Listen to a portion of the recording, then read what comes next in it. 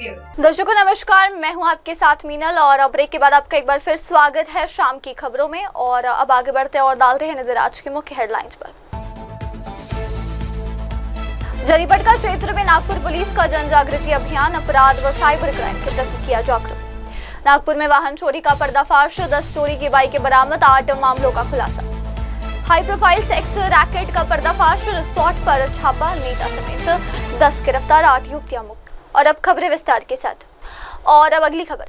नागपुर शहर पुलिस प्रशासन की ओर से पुलिस आयुक्त डॉक्टर रविंद्र सिंगल के आदेश अनुसार जरीपटका क्षेत्र में जन जागृति अभियान चलाया गया। इस अभियान के तहत पुलिस अधिकारियों और कर्मचारियों ने क्षेत्र वासियों को आपराधिक घटनाओं की रोकथाम और साइबर क्राइम से बचाव को लेकर जागरूक किया।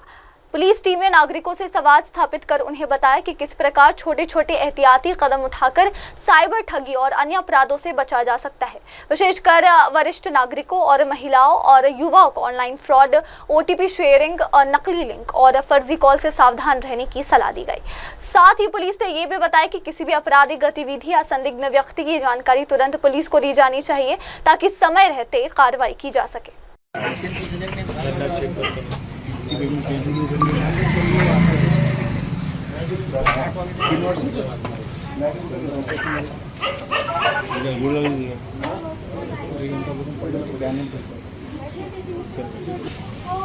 तुम्हाला काय झालं, कोणाला बोलवणार, कसं बोलवणार, कोणाला तुमच्याकडे कोण आहे? काय नंबर, नाव काय, मेडिकल नंबर काय?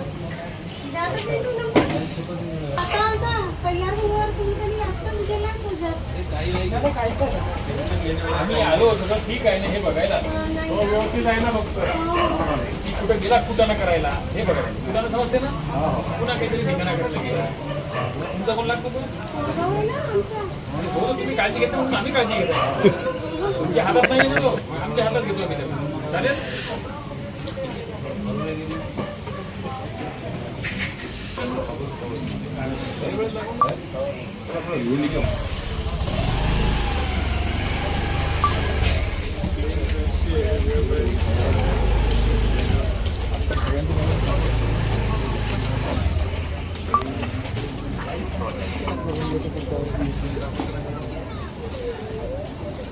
अरे देखे क्या चेक किए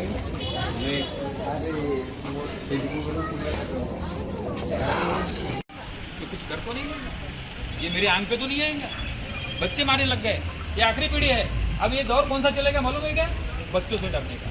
अब तक का दौर चला माँ बाप से डरने का, अब बच्चों से डरो आप. और वो ज्ञानी बन गए, वो मोबाइल के चलाते आ गए तो ज्ञानी बन गए. वो इससे होता क्या है? कुछ नहीं होता, बता रहा हूँ.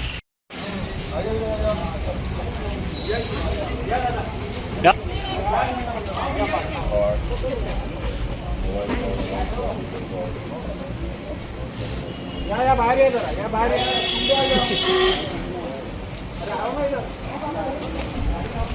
तिकडे उभी राहील.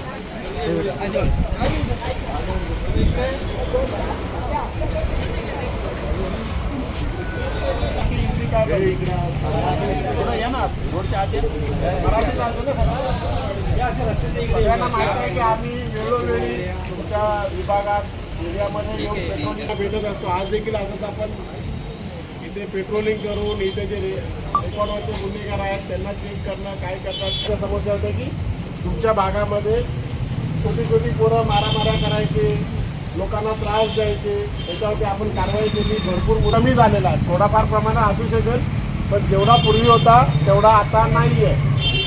आता सध्या असेल तर दारू अजूनही असेल, आपल्या आजूबाजूला इलिगलपणे दारू विक्री असेल, त्याची माहिती आम्हाला आता तुमच्याकडून घ्यायला आलेलो आहे.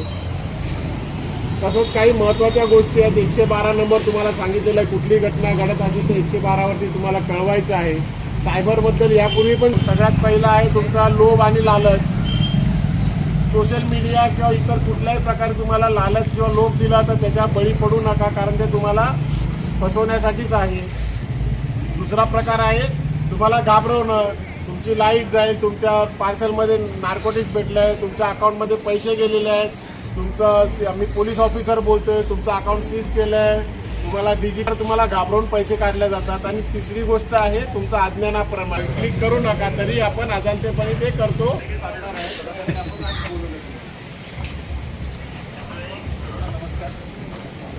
गुन्ह्याबद्दल सांगितलेलं आहे की गुन्हे कधी सुद्धा गुन्हा झाल्यानंतर बरोबर आहे अपराध घडला पालक आणि समाज बरोबर आहे तुम्ही कुठेतरी गुन्हेगार चुकत असाल असं ते तुम्हाला कळत नाही म्हणजे आम्ही खूप पोलिसी मी असं म्हणून तुम्हाला सांगतो आणि आजकालच्या या कामधंदा नसलेल्या पोरांना त्याच्यावर व्हिडिओ टाकणे रील्स टाकणे तमाशा करणे काय करणे ते त्यापेक्षा शिक्षण घ्या कुठलं तरी काम करा तुमचे आजोबा खूप तिरंदाज असतील पण तुम्ही काही काय काम करा दिवस वाया काय करू हे कोण सांगेल पोलीस घरून ते वळण करीत मी रिकामा राहणार नाही मी हे सांगतो मी छोटी कामं करून खूप मोठी झाली पण सुरुवात झाली पाहिजे स्वप्न बघून होत नाही आणि मग निराश आहे निराश हे तिथे करेल तुम्हाला सांगतो आपण तुम्ही समाजात बघितलं असेल ज्यांनी शिक्षण नाही घेतलं ते सुद्धा आर्थिकदृष्ट्या पुढे गेले काही फरक नाही पडत तो खेळत असेल तर त्याला खेळू द्या चांगलं पालकत्व द्या तुम्हाला कदाचित तो आता शिकलेला आहे खूप धोनी शिकलेला आहे विराट कोहली शिकलेला आहे आणि त्यांच्यासाठी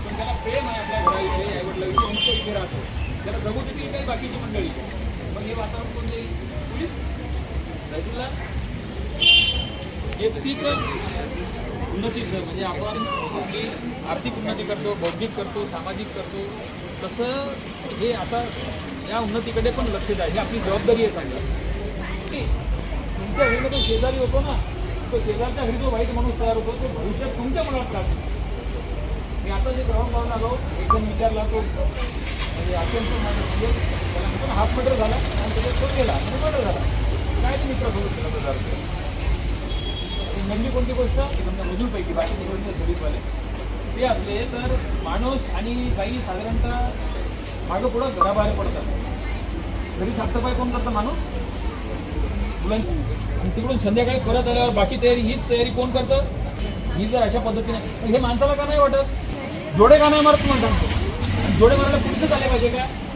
अरे तुझ्यापेक्षा जास्त ती महिला करते कल का क्या था पूरा पेट्रोलिंग का क्या संदेश देंगे माननीय सीपी साहब जॉइंट सीपी साहब इनके आदेश पर जो बीच में मर्डर्स की और बाकी सब घटनाएं चल रही थी उस हिसाब से उन्होंने आदेश दिया है कि हर एक सीनियर पीआई और एसीपी साहब अपने अपने एरिया में फुट पेट्रोलिंग करेंगे रात से 8 से 10 बजे तक फुट पेट्रोलिंग करेंगे उसमें उसके वजह से गुनहगारी में बहुत सारी कमी आ गई क्योंकि हम लोग जब फुट पेट्रोलिंग कर रहे हैं तो रास्ते पे दारू पीने वाले लोग हैं छोटे मोटे झगड़े करने वाले दारू बेचने वाले उनके ऊपर भी कार्रवाई चल रही है जो कोई छोटी मोटी चीज़ें जो सामने दिख रहे हैं वो इमीडिएटली वो वहाँ पे सीधी हो रही है तो माननीय सीपी साहब के आदेश के अनुसार कल भी मैं खुद एसीपी जरीपट का श्री बंडीवार साहब और हमारे 2 ऑफिसर और 13-14 स्टाफ लुम्बिनी नगर एरिया में हम लोग ने फुट पेट्रोलिंग की उसमें हम लोग 6 आरोपियों के घर तलाशी ली जिसमें और उनके घर वालों को भी आगाह किया है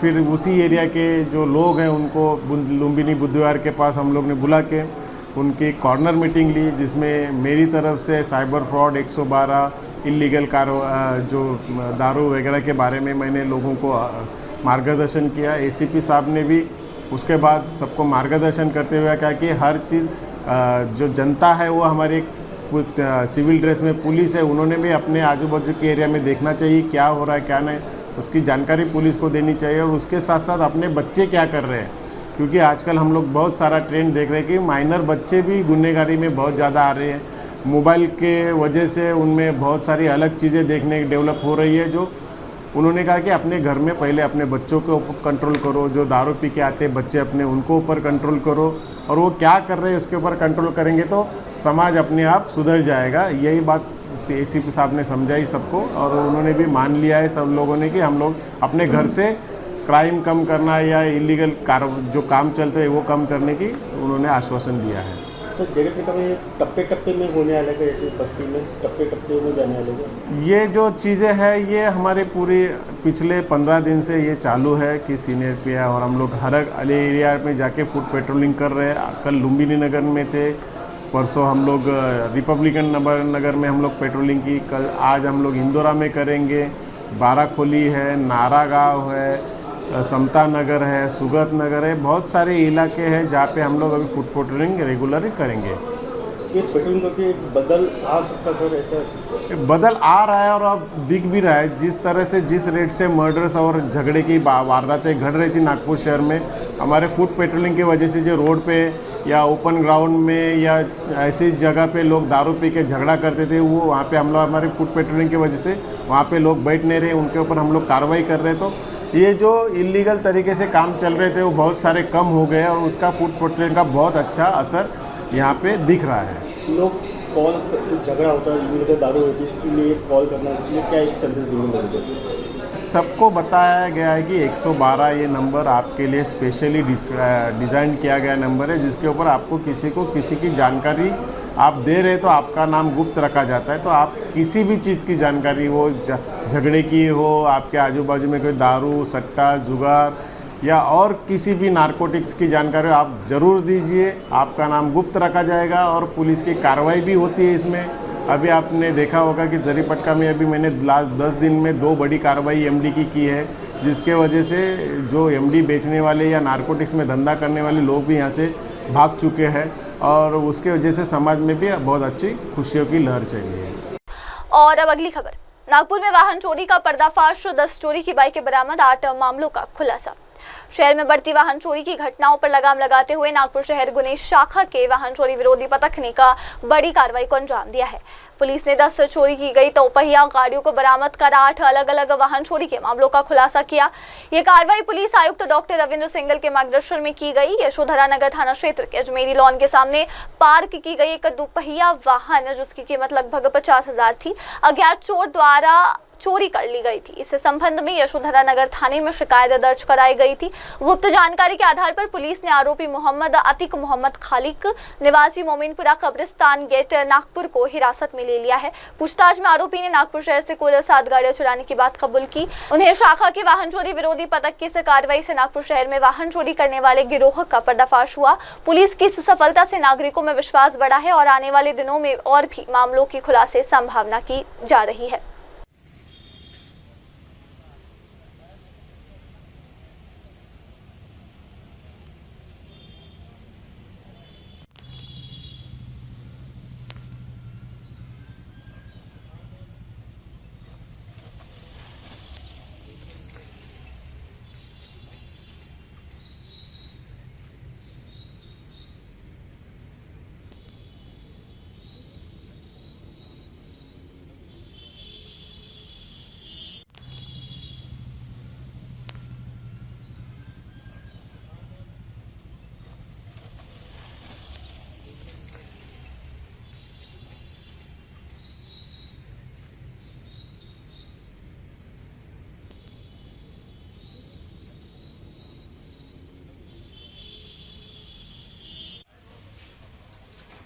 लाओ धीरे धीरे धीरे धीरे लाओ।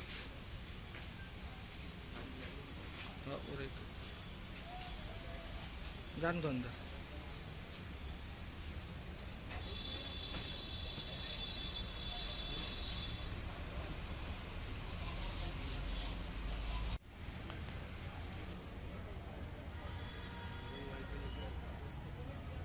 हाँ, लेना लेना, खोलना। फोटो ले तेरे मोबाइल से। और अब आगे बढ़ते हुए देखते हैं अगली खबर। हाई प्रोफाइल सेक्स रैकेट का पर्दाफाश, रिसोर्ट पर छापा, नेता समेत 10 गिरफ्तार, 8 युवतियां मुक्त। नागपुर ग्रामीण पुलिस ने एक बड़ी कार्रवाई करते हुए खबर क्षेत्र के टाइगर फोर्ट इको रिसोर्ट पर छापा मारकर हाई प्रोफाइल देह व्यापार रैकेट का भांडाफोड़ किया है। इस कार्रवाई में नागपुर के एक स्थानीय नेता समेत कुल 10 आरोपियों को गिरफ्तार किया गया, जबकि 8 पीड़ित युवतियों और महिलाओं को हिरासत में लेकर पुनर्वसन की प्रक्रिया शुरू की गई। सामने रोड टेम्बुर डोह स्थित टाइगर फोर्ट रिसोर्ट में लंबे समय से देह व्यापार चल रहा था। इसकी गुप्त सूचना सावनेर उप विभागीय पुलिस अधिकारी व सहायक पुलिस अधीक्षक अनिल मस्के को मिली थी। उनके मार्गदर्शन में खाबा थाने के प्रभारी पीआई विशाल गिरी के नेतृत्व में टीम ने योजनाबद्ध तरीके से छापा मारा। पुलिस के अनुसार ये आरोपी पीड़ित युवतियों को फोर्ड कार में रिसोर्ट तक लाते और वहां ग्राहक से पैसे लेकर जबरन देह व्यापार कराते थे।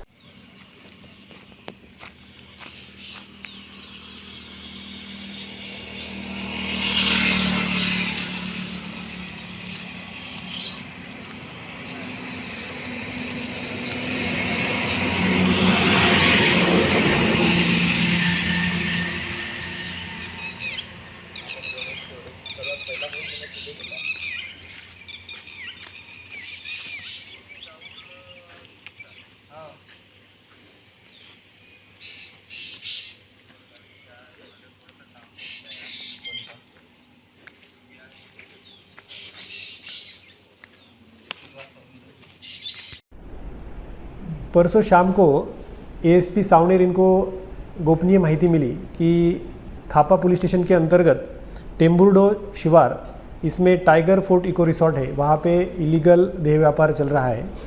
इस इंफॉर्मेशन के बिना पे खापा पुलिस स्टेशन की टीम वहाँ पे पहुँची। वहाँ पे उनको 8 लड़कियाँ जो है उनकी उन्होंने सुटका की है, और जो देह व्यापार करके लेने वाले जो आरोपी है, ऐसे 5 आरोपी को पुलिस ने गिरफ्तार किया है।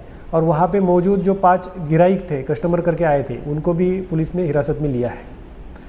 इनमें से जो रिसोर्ट मालिक है विशाल इंगोले, उसके साथ में एक महिला आरोपी और अमित अप्रेजा, संजय धापोड़कर और सचिन पाटिल, ये जो मुख्य आरोपी है, इनको पुलिस ने हिरासत में लिया है। एक गाड़ी और उसके साथ में लगभग 30 लाख का मुद्देमाल जो है वहाँ से जब्त किया है। जो गाड़ी है वो किसके नाम की है, और जो कस्टमर हैं या बाकी महिलाएं हैं उनको कहाँ, यहाँ नागपुर से, ये सब के सब नागपुर से हैं, तो वहाँ तक लाने ले जाने कैसे किया जाता था, क्या कुछ जानकारी मिला है? ये जो गाड़ी है, ये गाड़ी संजय धापोड़कर जो है उसकी गाड़ी है, और उसी गाड़ी से वो महिलाओं को वहाँ पे लेके गए हैं। और जो महिला है वो भी लगभग सभी महिलाएं नागपुर की है, और उनको पैसे का आमिष देके वहाँ से देह व्यापार के लिए लेके गए हैं। सर, इनकी उम्र क्या होगी जो महिलाएं लेके गए थे? ये महिलाएं जो है उनकी 25 से 28 के करीबन उम्र है। सही कब से चल रहा था ये रिसोर्ट? ये अभी तपास में इंफॉर्मेशन सामने आएगी, और कब से चल रहा है, क्या चल रहा है करके। सर, क्या क्या मिला ये कार्रवाई में कुछ ऐसा? इस कार्रवाई में वहाँ पे एक गाड़ी मिली, और कुछ दारू की बॉटल्स और कुछ कंडोम से पाकेट मिले हैं।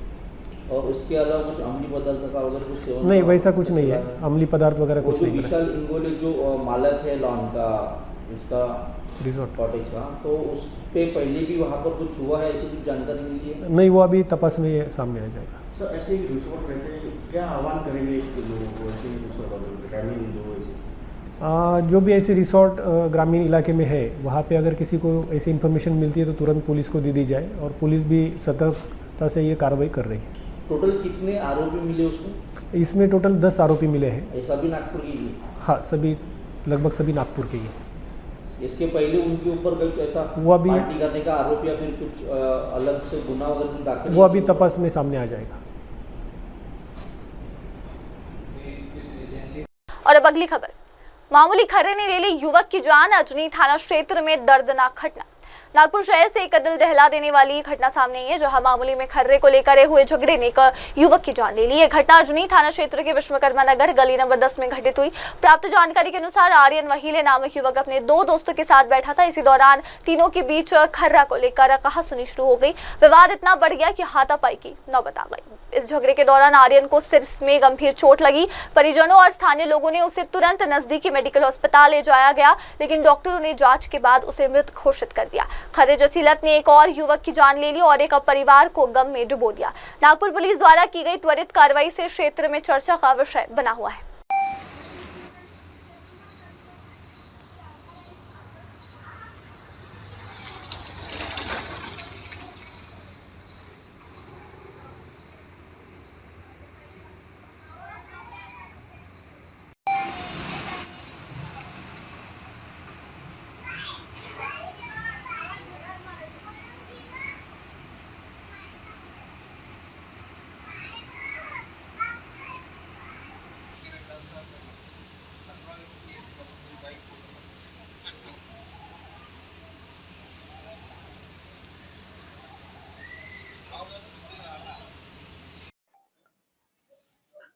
तारीख 11/6/2025 को उनको मेडिकल से एक सूचना प्राप्त हुई कि एक साहिल विलास वहीले 19 साल का लड़का, इसको मेडिकल में लाया गया और मेडिकल में ये इसकी मृत्यु हो गई। तो उसी वक्त जैसी इंफॉर्मेशन हम लोगों को प्राप्त हुई, हम लोगों ने हमारा स्टाफ वहां पे गया और पूरी गहन पूछताछ करने के बाद ये जानकारी प्राप्त हुई कि इस लड़के ने पुलिस स्टेशन में भी 11 तारीख को ही 3:30 बजे 2 लोगों के खिलाफ एक असंज्ञेय दखल पात्र एनसी स्वरूप का गुना दिया था, रिपोर्ट दिया था कि इन लोगों के साथ उसका झगड़ा हुआ और उन्होंने उसको मारपीट की थी। तो उस सिलसिले में फिर हमने और डिटेल में जब सब जानकारी ली गई तो ऐसा पता चला कि जो मृतक है, मृतक ने इन लोगों को साहिल ने इन लोगों को खर्रा मांगा, जो आरोपी है उन लोगों को, और उन्होंने खर्रा ना देने से इन लोगों के बीच मारझोड़ हुई। पहले साहिल ने शुरुआत की और फिर उन्होंने उसको मारे। तो इस मारझोड़ के बीच में एक आरोपी का हाथ का कड़ा इसके सर पे लगा था। तो इस सिलसिले में इसने पुलिस स्टेशन को रिपोर्ट दे चुका था। तो दूसरे दिन वो यहाँ जब पुलिस स्टेशन में आके जब रिपोर्ट देके चला गया तो दूसरे दिन वो दिन भर घर में सोया रहा, और जब हॉस्पिटल ले जाया गया, उसके माँ पिताजी ने जब हॉस्पिटल ले गए तो वहां उसकी मृत्यु हो गई। तो मृत्यु होने के बाद हमने प्रॉपरली पोस्टमार्टम, पहले तो मृत्यु होने का कारण हम लोगों को विशद नहीं था, उसकी वजह से हम लोगों ने प्रॉपरली इसको डॉक्टर जो पीएम वाले थे उनको अच्छी तरह से हम लोगों ने जानकारी दी, उनसे बातचीत की, उनको पूरा इस वारदात के बारे में अवगत कराया। तो उसके बाद उन्होंने जब पोस्टमार्टम किया तो उसमें ऐसा माहिती मिली कि उसके सर पे जो एक छोटी सी यानी घसीटे जैसी जख्म दिख रही थी, उसके वजह से उसको हेड इंजरी होकर उसकी मृत्यु हुई थी। तो ऐसा प्रमाण पत्र प्राप्त होते ही हम लोगों ने उसका गुना दाखिल किया। सीआर नंबर 293/25 कलम 105 बीएनएस के हिसाब से गुना दाखिल किया गया। और गुना दाखिल करने के बाद ये जो 2 आरोपी जिसमें पूरी तरह संलिप्त थे, एक नागेश्वर उर्फ सोनू मसराम उम्र 23 साल और दूसरा आरोपी राहुल हजारे उम्र 22 साल, ये दोनों का उसके साथ झगड़ा हुआ था और इन्होंने उसको मारपीट की थी। तो इन दोनों के ऊपर गुना दाखिल करके हम लोगों ने इन लोगों को अरेस्ट किया। अभी पीसीआर मिलना बाकी है और तब इन्वेस्टिगेशन तपास अभी शुरू है। तो इस तपास में, इस इन्वेस्टिगेशन में हमारे पीएसआई सिद्धांत मस्के, पुलिस हवलदार मनोज निवारे और उसके बाद जो नाइट की डीबी टीम थी ओमकार बाराभाई, नितिन सोमकुवर और मनीष भलमे और नरेश सावंकर, इन लोगों ने मुख्य भूमिकाएं अदा की है और आरोपी को अरेस्ट करके बाकी की तफ्तीश की कार्रवाई अभी शुरू।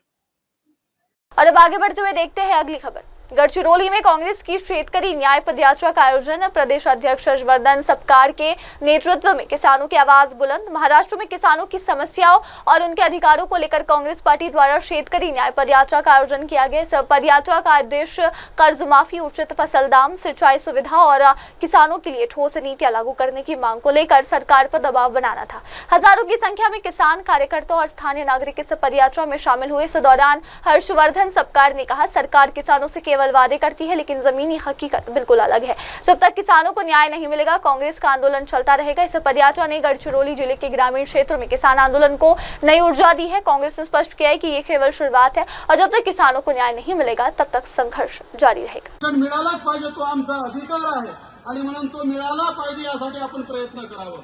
शेतीमालाला हमीभाव आपल्याला दिसत नाही आहे। या ठिकाणी यावर्षी आता रबीच्या पिकाची जे आज लक्ष देण्याची गरज आहे, गडचिरोली जिल्ह्यातील शेतकऱ्यांच्या पाठीशी उभं राहण्याची गरज आहे। महावितरणच्या बाबतीमध्ये आपण जर विचार केला तर फार मोठा अन्याय आमच्या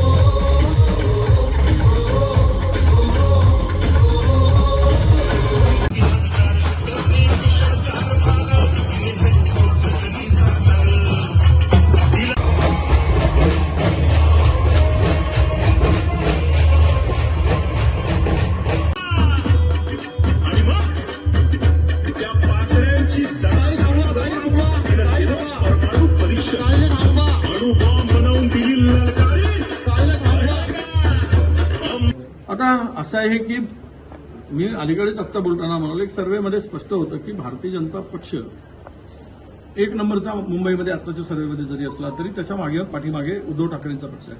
त्यानंतर आमचा पक्ष आहे. राज ठाकरेंना जवळपास 10% मतं ते नेहमी मिळतात. त्यांची मतं आणि उद्धवजींची मतं मिळाली दोन भावांची तर तिकडे निर्विवाद त्यांना बहुमत मिळेल मुंबईमध्ये. आम्ही तर पुन्हा आहोतच. नेहमी आमचे 25-30 नगरसेवक मुंबई महानगरपालिकेमध्ये असतातच. 30-35 पर्यंत जातो आम्ही. तेवढे आमचे नगरसेवक असतात. अशा परिस्थितीमध्ये ही सत्ता मुंबईची जाऊ नये. मुंबई राज ठाकरे उद्धव ठाकरेंच्या हातात राहू नये. ती भाजपला हवीच आहे आणि ती यासाठी हवी आहे की अदानीला ती द्यायची. त्यामुळे ही सगळी भूमिका यामागची आहे. आणि राज ठाकरेंच्या संदर्भात हे जे युतीचं वय होतं त्यावेळेसच अनेकांच्या भावना होत्या की राज ठाकरे उद्धव ठाकरे एकत्र यावेत, ही जनभावना होती आणि आमची इच्छा होती की दोन भाऊ एकत्र यावेत. परंतु हे आज जी झालेली काल जी काय भेट झाली या भेटीतून हाच अर्थ निघतो की राज ठाकरेंच्या राजकीय विश्वासार्हतेवर आता प्रश्नचिन्ह निर्माण झालेलं आहे. नाही शेतकरी या जिल्ह्यातील भूमिपुत्र, बेरोजगार आणि एकूणच ज्या निवडणुका झाल्या त्या सगळ्या 8-10 विषयाला घेऊन आम्ही आज काँग्रेसतर्फे मोर्चा आणि पदयात्रा काढली गेली. यामध्ये मुख्य करून शेतकऱ्यांच्या कर्जमुक्तीचा विषय होता. शेतकऱ्यांच्या कर्जमुक्तीची घोषणा केली गेली. जाहीरनाम्यामध्ये प्रसिद्ध सांगितलं, छाती फाटेपर्यंत आणि गळा कोरडापर्यंत ओरडलेत आम्ही कर्जमुक्ती देतो म्हणून. मग सरकार का गुमजाव केलाय? बोनस नाही 8 महिन्यापासून धानाचा बोनस जाहीर केला, पण अजूनही 8-9 महिने झालेत बोनस मिळत नाही. कर्जमाफीचा पत्ता नाही. त्या शेतकऱ्यांना अद्यापही पीक कर्ज मिळत नाही मागची थकबाकी म्हणून. त्यांनी शेती कशी करायची? आणि अजूनही रब्बी पिकांचं जे नुकसान झालं अवेळी पावसामुळे, अवकाळी पावसामुळे आणि गारपिटीमुळे त्या धान उत्पादक शेतकऱ्यांना किंवा भाजीपाला शेतकऱ्यांना अद्याप त्यांचा सर्व्हे होऊन प्रस्ताव सुद्धा सरकारकडे गेला नाही. एवढं निर्दयी सरकार कसं असू शकतं? ही आमची भूमिका. आणि त्यासाठी या शेतकऱ्याला न्याय मिळाला पाहिजे. कर्जमाफी झाली पाहिजे. त्यांचं बोनसचे पैसे तुम्ही घोषणा केलेले बोनस मिळाला पाहिजेत. आणि धानाला जे 69 रुपये फक्त तुम्ही MSP वाढवली ती किमान 300-400 रुपये तरी वाढवायला पाहिजे. काय होणार आहे 69 रुपयांनी? महागाई वाढते त्या दरामध्ये ज्या पद्धतीनं वाढते त्याला धरून जे काही आता पेस्टिसाईडचे दर वाढलेत, खतांचे दर वाढलेत, मजुरी वाढली आणि हे सगळ्या गोष्टी वाढल्यानंतर डिझेलचे दर वाढले. तुम्ही 69 रुपये त्यांच्या तोंडाला का पाणी पुसता? शेतकऱ्यांच्या का फसवणूक करताय? हा आमचा प्रश्न होता. खरीप रब्बी पिकाच्या जोने धान खरेदी केले जात नाही. ते धान उत्पादक शेतकरी आज रडतोय कारण प्रचंड नुकसान त्याचं त्या ठिकाणी झालेलं आहे. आणि याबरोबर स्थानिक रोजगारामध्ये आपल्या उद्योगामध्ये 80% लोकांना रोजगार द्या. बाहेरच्या लोकांना भरू नका. ही स्पष्ट भूमिका आमची आहे. रोजगाराला बघा, उद्योगाला आमचा विरोध नाही, पण त्या उद्योगामध्ये स्थानिकांचा फायदा झाला पाहिजे. नाहीतर निर्वासित होतील. मुंबई बाहेर मराठी माणूस फेकला गेला, आता आमच्या अध्यक्षांनी सांगितलं त्याप्रमाणे इथला स्थानिक माणूस बाहेर फेकला जाईल आणि हे गडचिरोली ही परप्रांतीयाची होईल. मग इथला स्थानिक जो काही संस्कृती आहे, संस्कार आहे, इथला माणूस आहे, त्याच्यावर त्याचा जो हक्क आहे तो डावलण्याचं पाप होईल. त्यामुळे त्या ठिकाणी कुठल्याही उद्योगात 80% कंपल्सरी भरा आणि आणि त्या माणसाला काम द्या. ही त्यामागची भूमिका आहे. आणि शेतकऱ्याला शेतजमिनी घेत असताना त्याची नोकरी आणि त्वरित त्याला योग्य मोबदला या संदर्भातला आजचा हा मोर्चा होता. त्याबरोबरच ज्या जगलेरी करून बेमानी करून या सरकारने निवडणुका लढल्या, म्हणजे निवडणुकीत विजय मिळवला, त्यावर राहुलजींनी जी भूमिका मांडली त्यावरही आमचा आज निषेध होता. खरं तर हे सरकार असंवैधानिकपणे त्या खुर्चीवर बसलेलं आहे. असं होऊच शकत नाही की ज्या पद्धतीनं राहुल गांधींचा लेख आता आहे त्यावर बोलायला पुन्हा 5 मिनिट लागतील. पण मी एवढं एकच सांगेल की निवडणुकीच्या मध्ये, विधानसभेच्या निवडणुकीमध्ये एवढी मतं वाढलीत कशी? आणि 6 वाजतानंतर ज्या मतांची वाढ झाली आणि विधानसभेमध्ये आणि लोकसभेच्या मध्ये 5 वर्षामध्ये वाढलेली मतं आणि 5 महिन्यात वाढलेली मतं, हे होऊच शकत नाही. याचा अर्थ स्पष्ट आहे की हे सरकार बेमानी करून सत्तेवर आलेले सरकार आहे. नाही, आता असं आहे की शेवट 2 राजकीय नेते मिळतात आणि असं म्हणत नाही की कोणी एकमेकाशी हात सेकंड केले, चहा पिले, कापी पिली आणि मग तुमच्या घरचे कसे आहेत, आमच्या घरचे कसे आहेत, एवढ्यासाठी होत नाही. राजकीय चर्चा नक्कीच होती ती. आणि ती राजकीय चर्चा नेमकी काय झाली ते बंद रूममध्ये झालेली आहे. त्यांच्याकडून कुठल्या तरी प्रकारचं काही नाही काही बाहेर आलं की त्या चर्चेच्या संदर्भात त्यांचे प्रवक्ते किंवा त्यांच्या जवळचा माणूस काहीतरी सिग्नल दिला, त्यावेळेस कळेल की या नेमक्या भेटीचा अर्थ काय होता. पण आता ताजी जी घटना आहे ज्या काही अलायन्स त्या दोन भावाच्या एकत्र येण्याची त्या पार्श्वभूमीवर झालेली ही भेट ही राज ठाकरेच्या विश्वासार्हतेवर प्रश्नचिन्ह निर्माण करणार आहे. वारंवार भूमिका बदलणं हे महाराष्ट्रातील जनतेला आवडणार नाही, असं ही जनता आवडत नाही, हे येणाऱ्या काळामध्ये दिसून येईल. और अब बढ़ते अगली खबर पर। चाणक्य बार में सेंधमारी 81,000 रुपए नकद चोरी, पुलिस और फॉरेंसिक टीम जांच में जुटी। नागपुर शहर की प्रतिष्ठित चाणक्य बार एंड रेस्टोरेंट में बीती रात सेंधमारी की बड़ी वारदात सामने आई है। अज्ञात चोरों ने रेस्टोरेंट के काउंटर से करीब 81,000 नकद चुराए। घटना के बाद हुड़केश्वर पुलिस थाना में मामला दर्ज कर लिया गया और जांच शुरू कर दी गई है। सूत्रों के अनुसार घटना रात के अंधेरे में हुई जब रेस्टोरेंट बंद था। चोर पिछली दिशा से घुसपैठ कर रेस्टोरेंट के अंदर दाखिल हुए और सीधे काउंटर को निशाना बनाकर नकद राशि चुरा ले गए। चोरी की जानकारी सुबह तब सामने आई जब स्टाफ काम पर पहुंचा। तुरंत हुड़केश्वर पुलिस स्टेशन को सूचित किया गया। पुलिस की टीम और फॉरेंसिक विशेषज्ञ मौके पर पहुंचे और घटनास्थल का पंचनामा कर जरूरी साक्ष्य जुटाए गए। पुलिस द्वारा रेस्टोरेंट और आसपास के सीसीटीवी कैमरों की फुटेज खंगाली जा रही है ताकि चोरों की पहचान हो सके।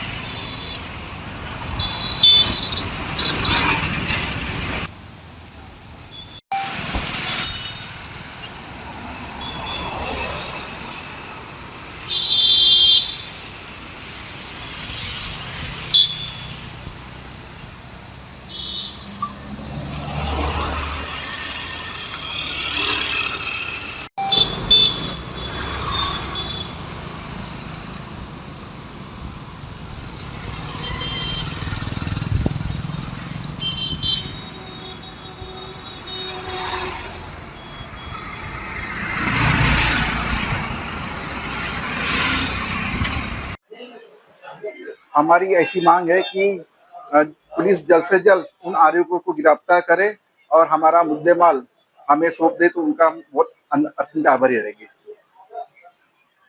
और अब आगे बढ़ते हुए देखते हैं अगली खबर। नाना पटोले का हमला। महाराष्ट्र की सरकार जनता के मन की नहीं सत्ता की भूखी है। महाराष्ट्र प्रदेश कांग्रेस अध्यक्ष नाना पटोले ने मौजूदा महायुति सरकार और मोदी सरकार पर जोरदार हमला बोला है। गोंदिया भंडारा जिले में कार्यक्रम के दौरान मीडिया से बातचीत में पटोले ने कहा कि ये सरकार न किसानों की है न गरीबों की, सिर्फ सत्ता लूटने का माध्यम है। नाना पटोले ने बच्चू कडू के आंदोलन को लेकर सरकार पर निशाना साधते हुए कहा, राज्य हो या केंद्र, इन्हें किसानों से कोई लेना देना नहीं। बच्चू कडू खुद महायुति का हिस्सा थे, पर आज उनके मुद्दों से भी सरकार को कोई सहानुभूति नहीं। हम पहले दिन से चुनाव आयोग से सवाल पूछ रहे, महाराष्ट्र की सरकार जनता के मन की नहीं, जबरदस्ती थोपी गई है। पटोले ने कहा कि महायुति में सामंजस्य का भाव है, चाहे वह राष्ट्रवादी के धनंजय मुंडे हो या शिवसेना के शिरसाट। ये सरकार तीन तिगाड़ा काम बिगाड़ा की मिसाल है। इनका एकमात्र एजेंडा राज्य को लूटना है। देखो, मैं अभी मेरे गोंदिया भंडारा जिले में दूध संघ और बैंक के इलेक्शन चल रहे, मैं उसमें हूँ, इसलिए मैं राज्य में संगठन में एक्चुअली क्या चल रहा है, क्योंकि मैं मुंबई भी नहीं जा रहा हूँ, तो मुझे अभी उसकी डिटेल्स नहीं है, इसलिए मैं पार्टी की जब मीटिंग होगी तब उस पर हम लोग डिस्कस करें। संजय बच्चू कडूच्या त्यांचा व्यक्तिगत प्रश्न आहे, त्याच्यामुळे त्यांच्यावर कुठली प्रतिक्रिया द्यायचं. संजय राठोडच्या विभागावर मोठ्या प्रमाणात अर्थकारण करून बदल्यांचं हे झाले असल्याचे आरोप होऊ लागलेले आहे, कसं पाहता? आणि तरी म्हणजे यापूर्वी पण संजय राठोड यांच्यावर आरोप झाला, तरी हवे हवेसे का वाटतात? बघा, ते संजय राठोड हवेसे वाटत नाही, भाजपला सत्ता हवीविषयी आहे, त्यामुळे भ्रष्ट लोक, बदनाम लोक या सत्तेचे वाटेकरी झालेले आहेत, त्यामुळे भाजपचा जो सत्तेची लालच आहे नानाभाऊ, काँग्रेसचे भगीरथ भालके यांनी भरत गोगावलेंची भेट घेतली आणि ते शिवसेनेच्या वाट्यावर आहे. ठीक आहे, तर मला सोलापूर जिल्ह्यात आणि काय चाललेलं आहे त्याची मला त्यामुळे आता त्याच्यावर कुठली प्रतिक्रिया देणं चुकीचं आहे. ये सवाल है कि लगातार कांग्रेस के जो कार्यकर्ते, आमचे प्रदेश अध्यक्ष या सगळ्या माहितीला, कारण प्रदेश अध्यक्ष प्रमुख आहे, ते त्याबद्दलचा निर्णय घेतील. महानगरपालिकेच्या संदर्भामध्ये प्रभाग पद्धती जाहीर झाली आहे, आमच्याकडे जात पद्धती आहे. काँग्रेससाठी आव्हान असणार आहे, कारण की तयारी भाजपची 5-7 वर्षापासून सुरू आहे. भाजप हे निवडणूक जीवी आहे, भाषण जीवी आहे, कोकणाळबाजी जीवी आहे. 11 वर्षाचा इतिहास सांगायला गेले तर 11 वर्षात देशाला आणि राज्याला किती कर्जात डुबवलं त्याची माहिती देशाच्या जनतेला का देत नाही? महागाई का वाढतंय त्याची काही माहिती का देत नाही? डॉलर वाढला आणि रुपया एकदम खाली पडला त्याची माहिती का देत नाही? जनतेला लुटून जनतेचे खिसे रोज कापून जो विकासाचं आम्हीच विकासाचे महामेरू आहोत अशा पद्धतीचं जी मानसिकता बनवण्याचं मोदी मीडियाच्या माध्यमातून जो प्रयत्न सुरू आहे जनतेला आता खरं कळलेलं आहे. त्याच्यामुळे या सगळ्या निवडणूक जीवी आणि भाषण जीवी आणि जुमलेबाज जीवी जे बीजेपी आहे त्यांनी काय करावं? त्यांचं कामच ते आहे. सत्ता ताब्यात कशी घेता येईल बस त्याच्यावर त्यांचं काम चालत राहते. प्रधानमंत्री असो की त्यांचं खालचा कार्यकर्ता असो त्यांचं कामच तेवढं आहे. त्यामुळे सत्ता घेऊनही लोकांसाठी नाही, सत्ता सत्तेसाठी आणि पैसा कमवणं आणि त्याच्यावरून पुन्हा सत्ता कमवणं असा यांचा धंदा आहे. त्याच्यामुळे पण नागपूरमध्ये महानगरपालिका यावेळेस काँग्रेसचाच तिरंगा त्या ठिकाणी फडकेल अशा पद्धतीची मानसिकता जनतेची आहे आणि त्या पद्धतीचं काँग्रेसचं काम सुद्धा सुरू आहे. काँग्रेस एकटी लढेल बघा, आम्हाला जे काही अलायन्स जे आमचे असतील त्या अलायन्सची मानसिकता काय आहे, स्थानिक कार्यकर्त्याची मानसिकता काय आहे त्याच्यावर त्यावेळेस निर्णय आम्ही घेऊ. थँक्यू.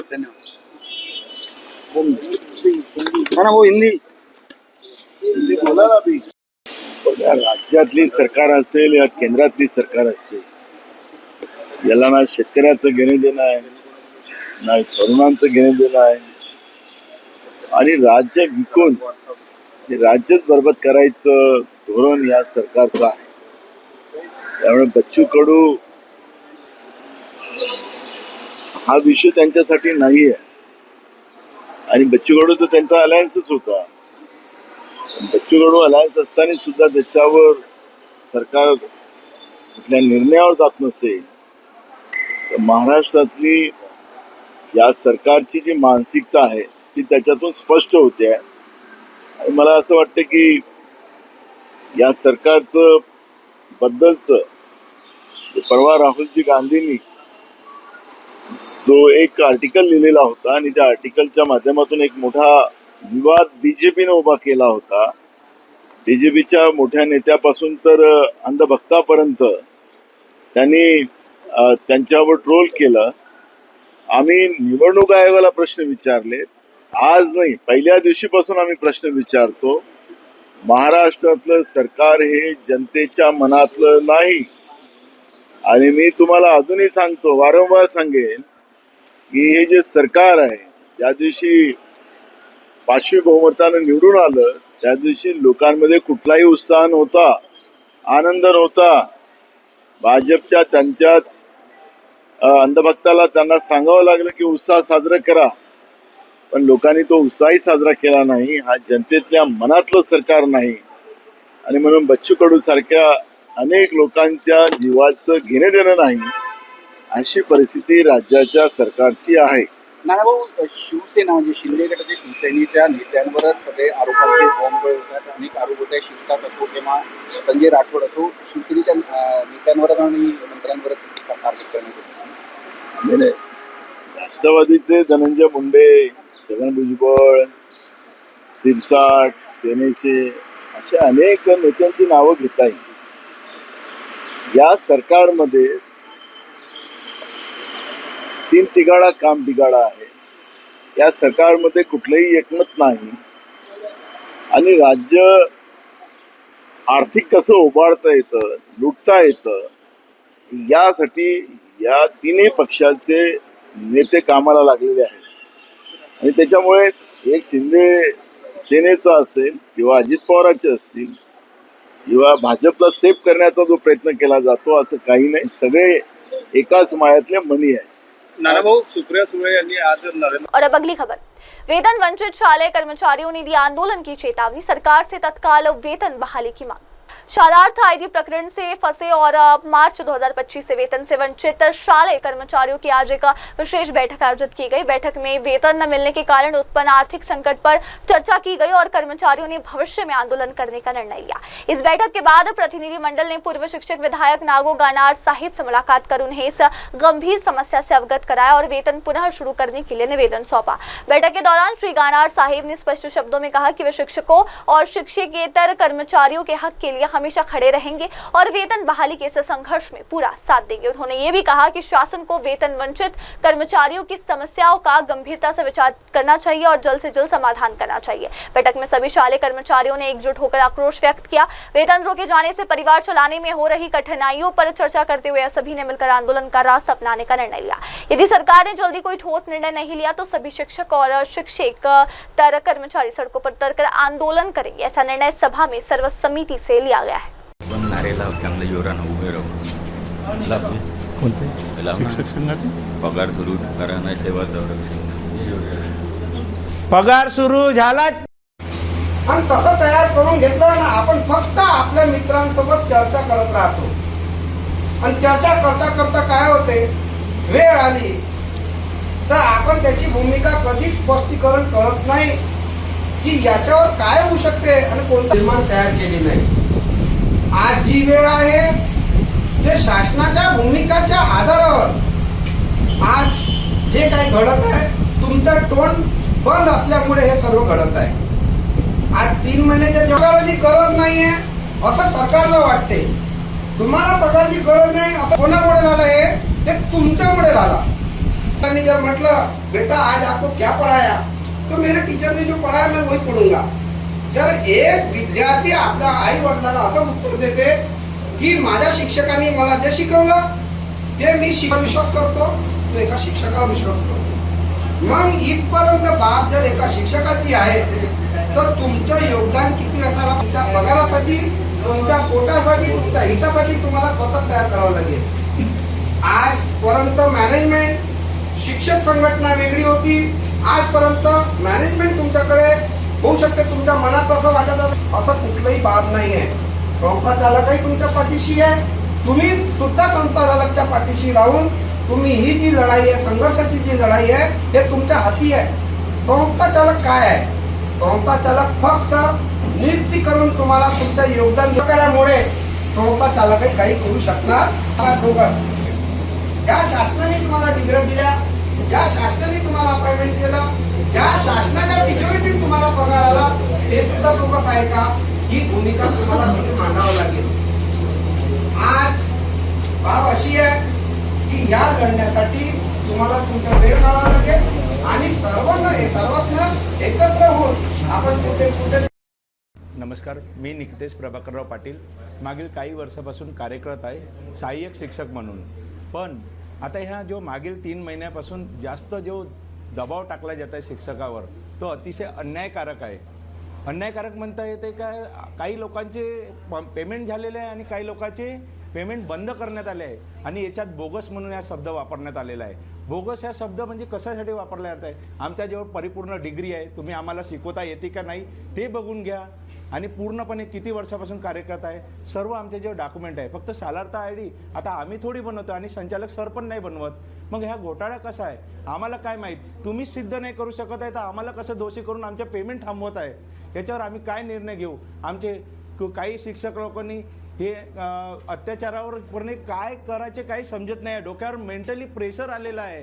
कोणाचे लोन आहे, कोणाचे घरदार म्हणजे कोणाचे लग्न जोडलेलं आहे, कोणाचे काही आहे, आणखी खूप सारे प्रकार आहे। अशावर काय कराल? सरकारने आमच्या ह्या शब्दावर निर्णय घ्यायचा, नाहीतर आम्ही खूप आक्रमक भूमिका घ्यायला तयार राहू। आता तर आम्ही इतकेच जण आणखी खूप लोक जमा होईल आणि सरकारला याच्या समोर तोंड द्यायला लागेल। आमचा पेमेंट लवकरात लवकर सुरू करा हीच आमची मागणी आहे। बस। काय आंदोलन करण्याला तुम्ही? हो, समोर जर सरकारने याच्यावर लक्ष नाही दिलं तर आम्ही आक्रमक भूमिका घेऊ अशी, पण लवकरात लवकर आजच लक्ष द्या हीच आमची एक महत्त्वाची भूमिका आहे सरकारला। आम्ही पण सर्व BJP कडून म्हणजे काँग्रेसकडून असं काही नाही आहे, पण आपला एक शिक्षक म्हणून आदरणीय म्हणून आम्ही हे सर्व भूमिका मिळतो। आम्ही समोर पिढी घडवणार आहोत आणि आमच्यासोबत असं अत्याचार होईल। आमच्याजवळ सर्व डॉक्युमेंट आहे, आमचे मागचे काही वर्षापासून सर्व आम्हाला एवढं शिकवता येते, तुम्ही बघून घ्या।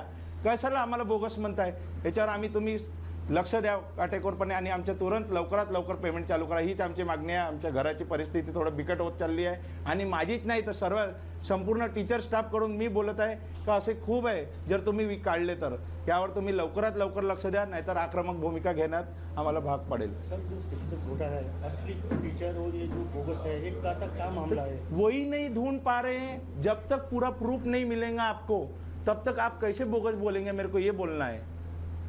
आप ही ढूंढो ना, जो इधर पूरा फरार हो गए, ये हो गए. हमको क्या करना है? हमारे को हमारा पेमेंट, और हमको आता है ना, जो हमारे पास लीगल डॉक्यूमेंट है, हम अपनी डिग्री दिखाएंगे, हम उस चीज है क्या क्वालिफाई नहीं है, ये देखो ना. आप जो कुछ नहीं देख रहे, वो जो प्रूफ ही नहीं है वो मांग रहे उनको, और उन्होंने किया है ना. सब संचालक सर, टीचर स्टाफ की क्या गलती है इसमें? मला तुमचं नाव सांगून. नमस्कार, मी पवन शंकरराव पेरकुंडे आणि सहाय्यक शिक्षक म्हणून आता 2012पासून कार्यरत आहो. परंतु आज जो घोटाळ्याचं प्रकरण चालू आणि जे आम्हाला आता बोगस नाव आणि जी उपाधी मिळाली आहे, त्या सगळ्यात पहिले तर मी त्याच्या विरोधात आहो. आणि माझे सगळे शिक्षक बंधू, इकडे पण दाखवा, माझे सगळे शिक्षक बंधू याच्या विरोधात आहे. ही सगळ्यात पहिले जी उपाधी आम्हाला मिळाली आहे, ती सगळ्यात पहिले आमच्या जो कलंक लागला आम्हाला तो काढावा. आज आम्हाला घरातून निघताना, बाहेर निघताना लाज वाटते की आम्ही एक शिक्षक आहोत, कारण आमच्याकडे बघण्याचा दृष्टिकोन हा बोगस हा ठरलेला आहे. बोगस म्हणून आम्हाला बघतात आहे.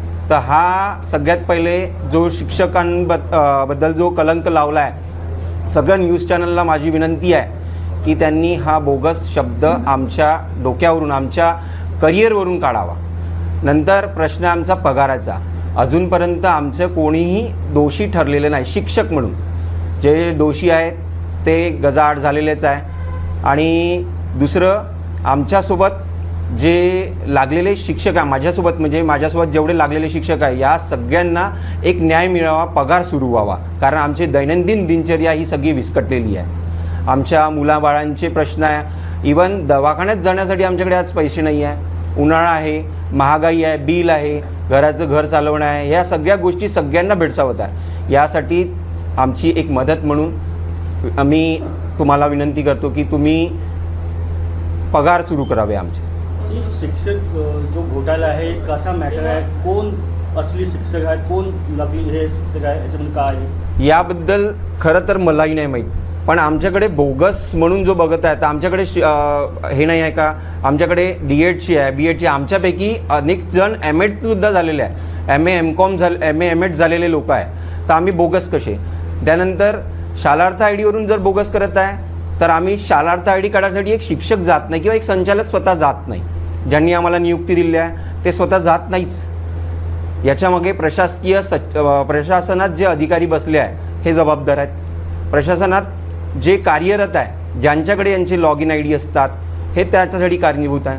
मग हे सगळे कारणीभूत असताना त्याची पनिशमेंट आम्हाला का?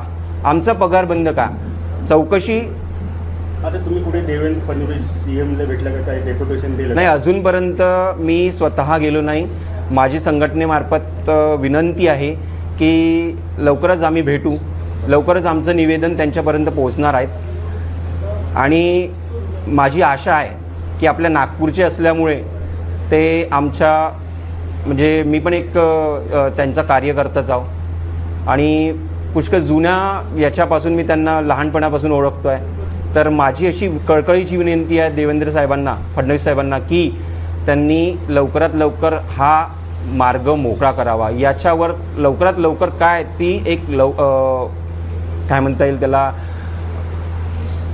एक रूपरेषा आखावी. आणि आम्हा सगळ्यांचे जे प्रश्न प्रलंबित आहे, सगळ्यात मोठा प्रश्न म्हणजे आमचा बोगस नावाचा जो कलंक लागला आहे तो, आणि दुसरा आमचा पगार, हे लवकरात लवकर मार्गी काढा. किती दिवसापासून पगार थांबले? आमचे 4 महिन्यापासून हे पगार थांबलेले, हा 5वा महिना सुरू आहे. आणि एवढी आमची मिळकत नाही आहे की आम्ही लाखों रुपये जमा केलेले असतील. और अब अगली खबर, लंदन जा रही एयर इंडिया फ्लाइट हादसा में AAIB की एक टीम अहमदाबाद क्रैश में साइट पर पहुंची। अहमदाबाद में डॉक्टरों के हॉस्टल की छत पर दुर्घटनाग्रस्त हुई लंदनगामी एयर इंडिया की फ्लाइट की जांच के लिए विमान दुर्घटना जांच ब्यूरो यानी कि एयरक्राफ्ट एक्सीडेंट इन्वेस्टिगेशन ब्यूरो के अधिकारी घटनास्थल पर पहुंच गए। ये दुर्घटना देश की अब तक की सबसे भीषण विमान दुर्घटनाओं में से एक मानी जा रही है। AAIB की टीम ने मौके पर पहुंचते ही मलबे का निरीक्षण शुरू कर दिया और ब्लैक बॉक्स समेत अन्य तकनीकी साक्ष्य को इकट्ठा किया जा रहा है ताकि दुर्घटना के पीछे के कारणों की गहराई से जांच की जा सके। इस हादसे में 242 यात्रियों और चालक दल के सदस्यों में से 241 लोगों की दर्दनाक मौत हो गई, जिससे पूरे देश में शोक की लहर फैल चुकी है। AAIB के साथ साथ DGCA, NSG, NDRF, वायुसेना और फॉरेंसिक टीमों ने भी जांच में सहयोग करना शुरू कर दिया है। और अब अगली खबर। कोंतराका उपमंडल में नए सामुदायिक स्वास्थ्य केंद्र CHC भवन का जल्द उद्घाटन होगा। मेडिकल ऑफिसर जिया उल हक कोंतराका उपमंडल के कंडी सामुदायिक स्वास्थ्य केंद्र में नए भवन का निर्माण जल्द पूरा होने वाला है। मेडिकल ऑफिसर जिया उल हक ने बताया, यहाँ मरीजों की संख्या बहुत अधिक है, इसलिए सरकार ने इस भवन के निर्माण को तीव्रता से पूरा करने के कदम उठाए हैं। मरीज तो यहाँ आ रहे हैं, लेकिन भवन की कमी के कारण उन्हें भर्ती के करने में दिक्कत होती है। हमारे यहाँ कुछ सुविधाओं की कमी है। उन्होंने आगे कहा, हमारा नया भवन निर्माणाधीन है, कुछ सप्ताह या महीनों में यह भवन तैयार होकर उद्घाटन के लिए सक्षम हो जाएगा। इससे मरीजों को बेहतर सुविधाएं मिलेगी और स्वास्थ्य सेवाओं में सुधार होगा। सरकार और स्वास्थ्य विभाग की इस पहल से क्षेत्र के मरीजों को बेहतर स्वास्थ्य सेवाएं मिलने की उम्मीद जताई जा रही है। तो यहाँ हमारे पास अभी बिल्डिंग बन रही, तैयार होगी है, तकरीबन थोड़ा टाइम रहेगा उसको इनाग्रेशन होने में। बाकी पेशेंट की स्ट्रेंथ भी बहुत ज़्यादा है, उसी के लिए गवर्नमेंट ने जो जल्दी स्टेप्स उठाया बिल्डिंग के लिए। बाकी अभी जो पेशेंट आ रहे हैं मैनेज हो रहे हैं, लेकिन हमारे पास बिल्डिंग की शार्टेज है। जैसे हम एडमिट करते हैं पेशेंट को वार्ड में, हमारे पास कम से कम 30 बेडेड, जैसे CSC है तो इसमें 30 बेडेड हॉस्पिटल होना चाहिए। तो अभी इसमें हमारे पास फैसिलिटी जो है पेशेंट एडमिशन के लिए थोड़ी कम है। वो हमारा जो नया हॉस्पिटल वो तैयार हो रहा है, विद इन वीक्स या मंथ के अंदर ये तैयार हो जाएगा। हमें सर CSC में तो हमारे 30 बेडेड हॉस्पिटल की बिल्डिंग है जी। है CSC सर, लेकिन जो फैसिलिटी है वो PSC की। अभी 30 बेडेड हॉस्पिटल होना चाहिए CSC में, बट अभी 30 बेडेड हॉस्पिटल नहीं, यहाँ पे 8 बेड ही हैं जो हमारी वार्ड में है। तो बाकी लेबर रूम को छोड़ के बाकी सेक्शन को, लेकिन जो हमारे एडमिशन के लिए हमारे पास 8-10 बेड ही है, बस टोटल 8 बेड। जी पॉपुलेशन तो सर यहाँ पे बहुत बड़ी एरिया, क्योंकि ये इस एक मतलब पूरे इस ब्लॉक में एक इस अपना डिस्ट्रिक्ट से ये तकरीबन 40 किलोमीटर दूर है ये।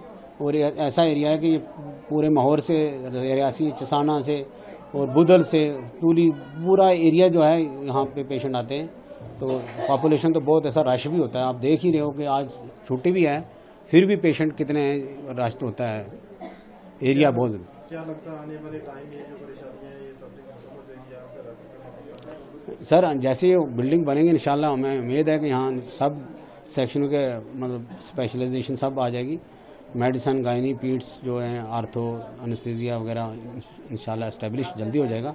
तो उसे जो रेफरल हमें जैसे गायनी है, पीडियाट्रिक्स बच्चे रेफ़र करने पड़ते हैं, कई बार आर्थो के पेशेंट रेफ़र करने पड़ते हैं। तो अगर वो आगे सारे स्टाफ, तो ये बहुत बड़ी फैसिलिटी, लोगों को सहूलत मिल जाएगी, यहाँ रेफ़र की ज़रूरत नहीं पड़ेगी। तो अभी किस तरह के पेशेंट आ गए, जिस तरह के वायरल इन्फेक्शन जो है? जी सर, अभी हमारे पास तो ठीक है, अभी जो ईद फेस्टिवल हुआ उसके बाद ज़्यादा है, डायसेंट्री इसके पेशेंट आ रहे हैं, और बाकी फीवर के साथ आ रहे हैं। काफ़ी इतना कम, ये काफ़ी वगैरह इतना नहीं है वायरल, मतलब इतना अभी कुछ दिखा नहीं ऐसा केस जो ज़्यादा है वो सीरियस। बेसिक जो रूटीन इन्वेस्टिगेशन तो सब होती है सर, एक्सरे होता है, बाकी अल्ट्रासाउंड भी मैडम आते हैं हफ्ते में एक बार, तो वो भी आके जो पेशेंट होते हैं हम लिख के देते हैं, अल्ट्रासाउंड आके कर देते हैं। वो चल रहा है यहाँ पे। रूटीन वाले टेस्ट वगैरह सारे हाँ होते हैं सर, बिल्कुल। हम तो नई जो बिल्डिंग है इसमें लेटेस्ट है कुछ? सर अभी तो बिल्डिंग बनी, अभी आएगी सब सारी फैसिलिटी आएगी, क्योंकि SDH है, तो वैसे SDH का ना दिया होगा तो हो जाएगा सब कुछ, आएंगे तो हो जाएगा उसका।